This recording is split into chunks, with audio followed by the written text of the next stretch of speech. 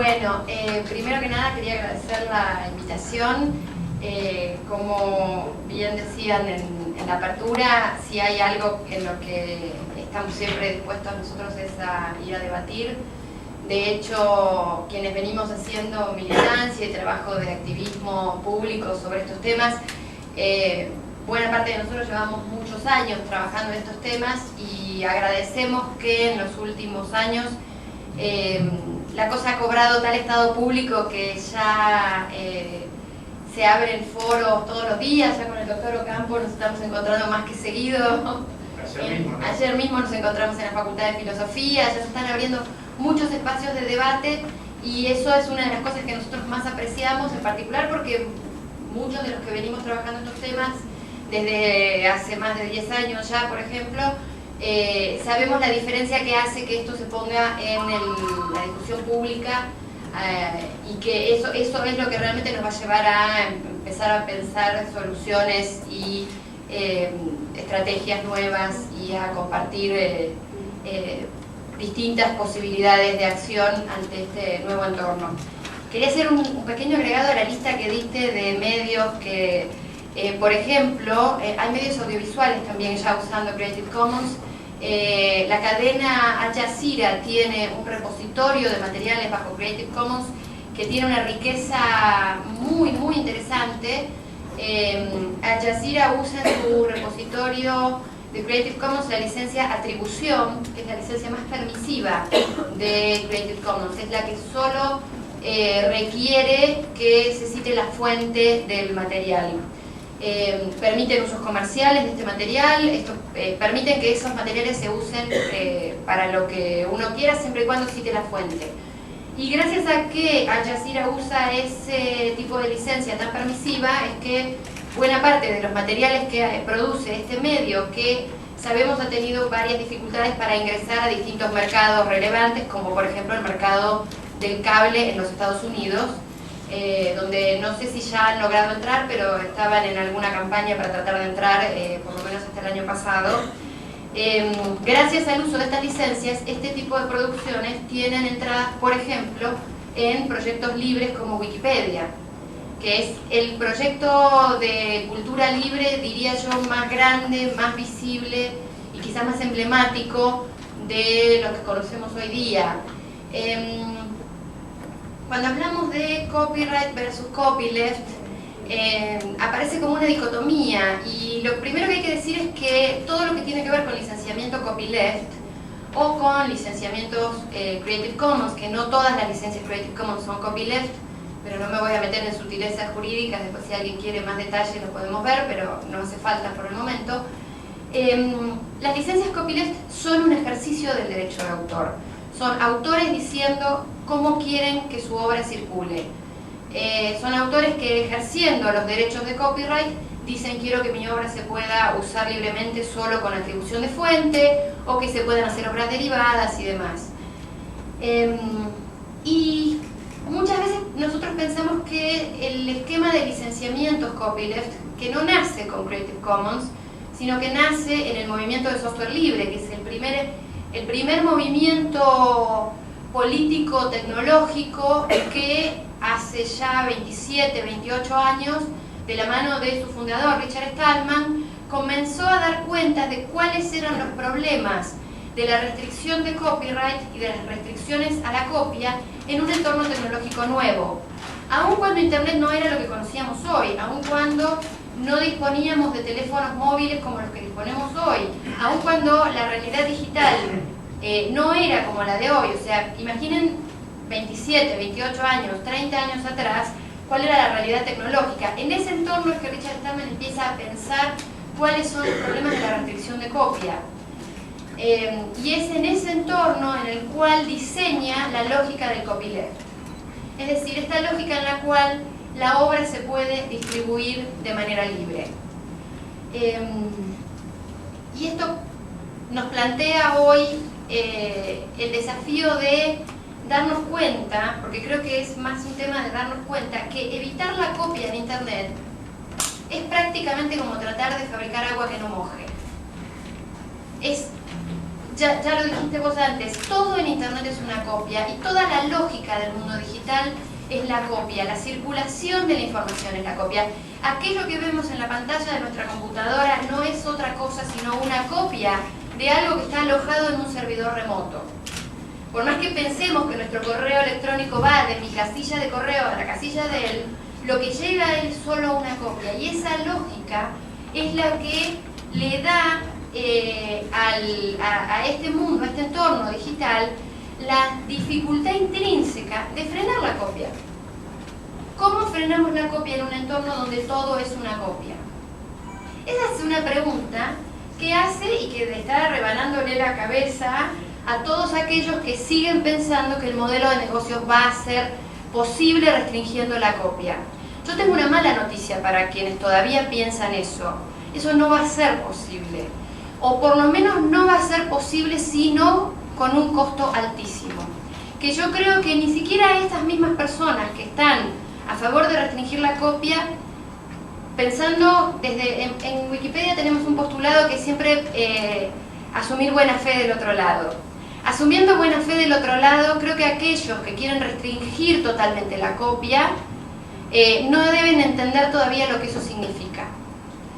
Cuando en el mes de enero, tuvimos un enero bastante agitado, la verdad que fue un enero muy difícil para los que tratábamos de descansar en enero y no pudimos, tuvimos un enero muy agitado por un hecho coyuntural que lo quiero citar como emergente del debate, como un hito en el debate, pero que nos da cuenta de cuál es el gran debate que hay detrás. Supongo que todos ustedes habrán leído sobre sopa y sobre pipa. Sopa y pipa, y habrán visto a Mafalda diciendo otra vez sopa por todos lados. Dejo constancia de que esa obra derivada de Mafalda es una obra derivada ilegal. No fue hecha por Quino, fue hecha por una persona que hizo una obra derivada, y como en Argentina nuestra ley no permite uso justo ni excepciones para la parodia, esa obra derivada de Mafalda podría ser considerada delito penal.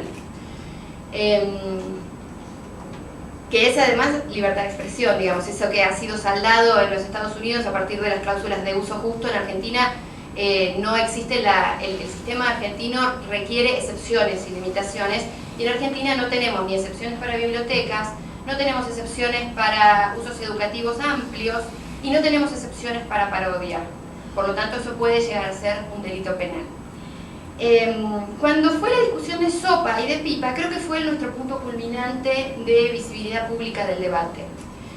Y sirvió sencillamente para decir que aquellos que están tratando de frenar la copia, aquellos que están abrazados al copyright, como si el copyright fuera un dogma sagrado que hay que respetar,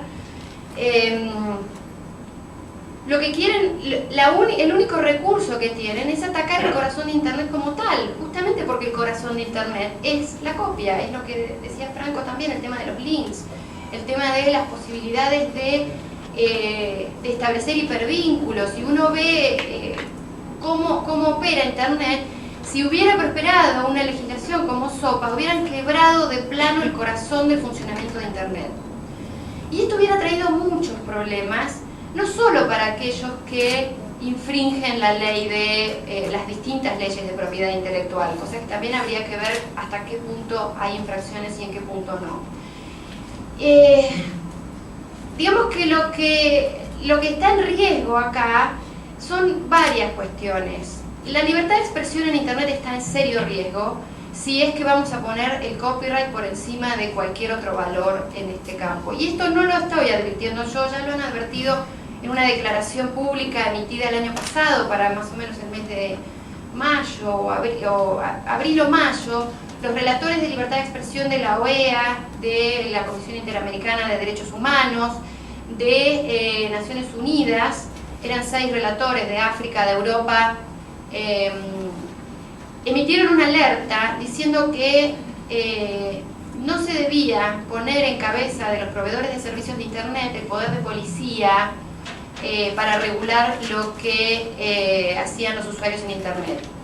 Que cualquier sistema de bloqueo de sitios web debía ser tomado estrictamente como una medida de extremos, digamos, ante un caso de una gravedad tal como, por ejemplo, la distribución de menores siendo abusados sexualmente, pero solo en un caso de gravedad de esa naturaleza y no en aras de defender el modelo de negocios de nadie, porque el bloqueo de un sitio web es un acto de censura, sobre todo si ese bloqueo de sitios web se realiza a partir de gestiones administrativas.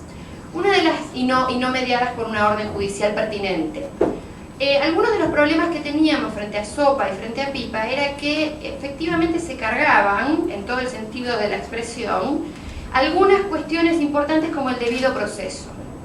Y yo quisiera contar una pequeña anécdota como para que veamos cuál es el impacto de ponerse tan duro en la defensa del copyright en Internet y cuáles son las consecuencias que esto puede tener para el periodismo, para la prensa libre, para la libertad de expresión. Hace un par de años, la organización ambientalista Greenpeace, que se adhirió el 18 de enero al bloqueo de Internet, que todos ustedes habrán visto, adhirió básicamente porque entendió rápidamente cuáles eran los riesgos de aprobar leyes como SOPA y como PIPA. El director general de Greenpeace Internacional contó la anécdota en el comunicado por el cual adherían. Y él decía, hace un par de años tuvieron un pleito de propiedad intelectual con la empresa ESO, por una denuncia que ellos hicieron por contaminación y por sus campañas contra las petroleras. Hicieron una obra derivada del logo de ESO. La obra derivada era claramente una parodia en los mismos términos que fue el No queremos más sopa que se hizo aquí sobre Mafalda Arequino. Una obra derivada que hace a la libertad de expresión. Ellos hicieron un logo de campaña parodiando el logo de ESO. ESO inicia acciones contra Greenpeace, amparado en vulneración de propiedad intelectual. Van a tribunales. En tribunales, la justicia, con todos los pasos del debido proceso, dice la obra derivada que hizo Greenpeace en este caso está amparada por el uso justo y es parte de la libertad de expresión. Digamos, los declaró no culpables en la demanda y ordenó a ESO pagar los costos del juicio. Si hubiera estado vigente SOPA, el procedimiento hubiera sido exactamente lo contrario. ESO hubiera podido apelar a una autoridad administrativa que en el plazo de 5 días hubiera debido enviar órdenes a todos los proveedores de Internet para que bloqueen el acceso a ese sitio, hubiera ordenado, por ejemplo, a Google que desapareciera de sus búsquedas el sitio de Greenpeace, hubiera tenido que ordenar a Visa, Mastercard, PayPal y otros sitios, otros medios de pago que bloqueen las cuentas de donaciones para Greenpeace, y todo esto con un trámite rápido administrativo basado en violación de propiedad intelectual. Esencialmente ese es el tipo de cosas a las que nos arriesgamos cuando lo que hacemos es defender a ultranza algo que solo sostiene un modelo de negocios basado en una tecnología anterior. La ley 11723 y el sistema de copyright en general, el sistema de propiedad intelectual en Argentina, no es viejo por su antigüedad. No vamos a hablar de que la Convención de Berna data de 1886 y que la ley argentina data de 1933 y que ha sido modificada con sucesivas artículos y agregados y parches de todo tipo, sino que son leyes y son lógicas anacrónicas para el tiempo que corre. Cuando uno estudia historia de la propiedad intelectual, cuando uno hace análisis económico de la propiedad intelectual, lo que debe entender es que estos sistemas jurídicos son construcciones sociales con un objetivo, que es promover la difusión, promover la publicación, promover la posibilidad de que los autores se independicen de los distintos medios anteriores. No hubo siempre copyright. El copyright es un fenómeno de la modernidad, es un fenómeno de la imprenta propiamente dicho, es un fenómeno que tuvo su tiempo, que cumplió sus servicios y que hoy día, por lo menos quienes militamos fuertemente en el campo de la cultura libre, creemos que ya es hora de darle la jubilación y empezar a pensar en otros modelos. Y no por viejo, sino por anacrónico, sencillamente, porque ya no está cumpliendo con las metas de difusión social. Sería como pensar que queremos un sistema jurídico que fomente la publicación prohibiendo la imprenta. Esa es la lógica, la nueva, ayer no sé si fue el doctor Ocampo el que lo dijo en la mesa, o si fue Trinchero, el decano, alguien dijo anoche en la mesa que Internet ha sido un fenómeno tan revolucionario o más que la imprenta.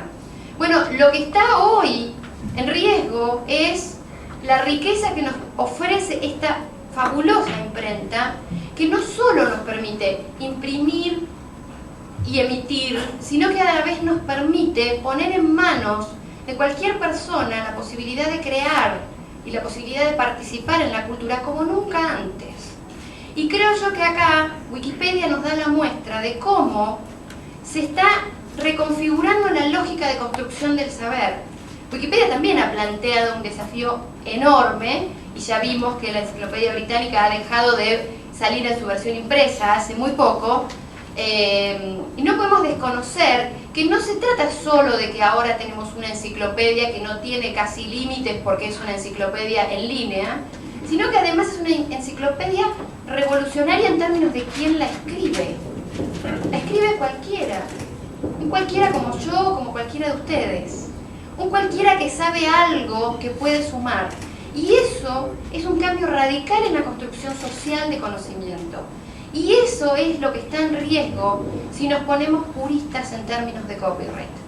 Porque restringir la copia es, de algún modo, reprimir todas estas nuevas prácticas con las que las nuevas generaciones se están criando. Pero yo no me crié con esto, pero ya me siento parte de esto, y si me sacan internet me muero, me vuelvo loca. Digo, no puedo vivir más, no puedo trabajar, digamos, es un colapso importante. El copyleft es un parche, es un sistema que surge casi en la emergencia, de un sistema que, ya lo dice Berna, el sistema de derechos de autor nace, el derecho de autor nace en el momento de la primera fijación de la obra. Por lo tanto, toda obra que está contemplada dentro de este derecho, independientemente de lo que el autor quiera, está cubierta por este derecho. Por lo tanto, el copyleft es una herramienta que nos emancipa de todos los derechos reservados para poder intervenir en las nuevas formas de producción cultural de un modo novedoso. Pero no es otra cosa que un parche a un sistema que necesitamos cambiar de plano. Necesitamos generar un dominio público rico, vasto, en el cual podamos nutrirnos. Argentina tiene un problema, tiene dominio público pagante. En Argentina no existe el concepto de dominio público como existe en los países de la tradición anglosajona.